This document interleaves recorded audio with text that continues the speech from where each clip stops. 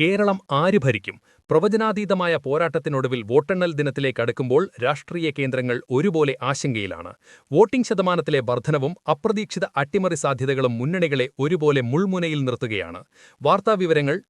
ഇത്തവണ പോളിംഗ് ശതമാനത്തിലുണ്ടായ വൻ കുതിച്ചുചാട്ടം ആരെ തുണയ്ക്കും എന്നതാണ് പ്രധാന ചോദ്യം. വോട്ടർ പട്ടികയിൽ നിന്ന് 6 ലക്ഷത്തോളം വോട്ടർമാരെ ഒഴിവാക്കിയിട്ടും പോളിംഗ് ശതമാനം 78.27ലേക്ക് ഉയർന്നത് അട്ടിമറി സാധ്യതകളിലേക്കാണ് വിരൽ ചൂണ്ടുന്നത്. കഴിഞ്ഞ തവണത്തേക്കാൾ 8.5 ലക്ഷത്തോളം അധികം വോട്ടുകളാണ് ഇത്തവണ പെട്ടിയിലായത്. മണ്ഡലങ്ങളിലെ വോട്ട് കണക്കുകൾ കൂട്ടിമുട്ടിക്കാൻ പാടുപെടുകയാണ് മുന്നണി നേതൃത്വങ്ങൾ. ഉറച്ച മണ്ഡലങ്ങളിൽ പോലും വോട്ട് ചോർച്ചയുണ്ടായോ എന്ന ഭയം ഇടത് വലത് മുന്നണികളെ ഒരുപോലെ അലട്ടുന്നുണ്ട്.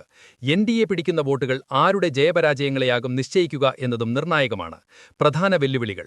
വോട്ടർ പട്ടികയിലെ ക്രമക്കേടുകളും ഇരട്ട വോട്ടുകളെക്കുറിച്ചുള്ള പരാതികളും ഫലത്തെ സ്വാധീനിക്കുമോ?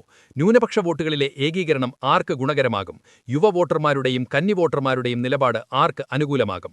ഫലം മാറി പറയുമോ അതോ നിലവിലെ കണക്കുകൂട്ടലുകൾ ശരിയാകുമോ? കേരളം ആർക്കൊപ്പം നിൽക്കുമെന്നറിയാൻ ഇനി മണിക്കൂറുകൾ മാത്രം ബാക്കി. തെരഞ്ഞെടുപ്പ് വിശകലനങ്ങളുമായി ഞങ്ങൾ വീണ്ടും വരാം. വാർത്തകൾ തത്സമയം അറിയാൻ റിയൽ മലയാളം TV സബ്സ്ക്രൈബ് ചെയ്യുക.